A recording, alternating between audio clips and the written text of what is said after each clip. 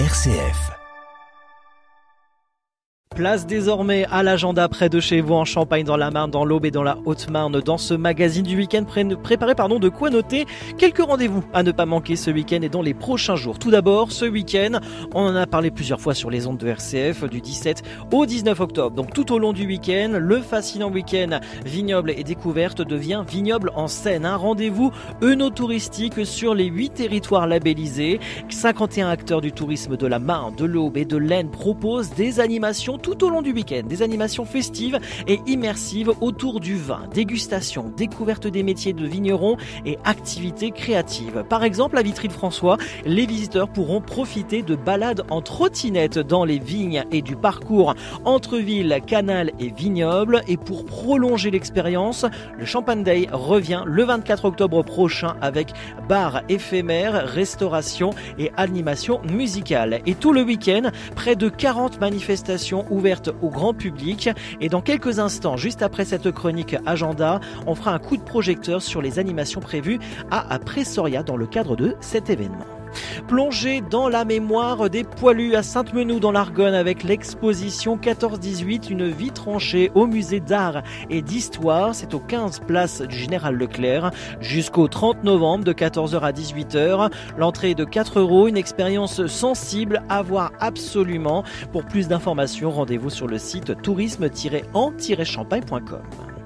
Ce samedi 18 octobre, ce soir, en fin d'après-midi à 17h, l'association des Amis de l'Orgue d'Historique de Juvigny propose son 4e concert de l'année avec Pierre Queval au Grand Orgue, Cavalier, Coll, Hafner, Hermann de l'Église, organiste reconnu internationalement, titulaire de la cathédrale de Nantes et professeur au Conservatoire d'Amiens. Pierre Queval interprétera de nombreuses œuvres, par exemple Frescobaldi, Frobergère, et encore Grigny et Marchand, une occasion unique de découvrir un programme riche en musique baroque et improvisation.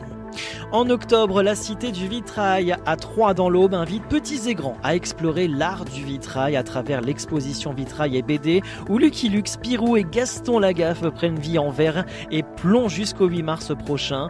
Au programme visite guidée, ateliers pour enfants, coins lecture et parcours ludiques. Et ce mois-ci, ne manquez pas le week-end chromatothérapie. Le 18 et 19 octobre, la collecte du sang le 20 octobre prochain et l'atelier Halloween du 31 octobre avec visite comptée et déguisement.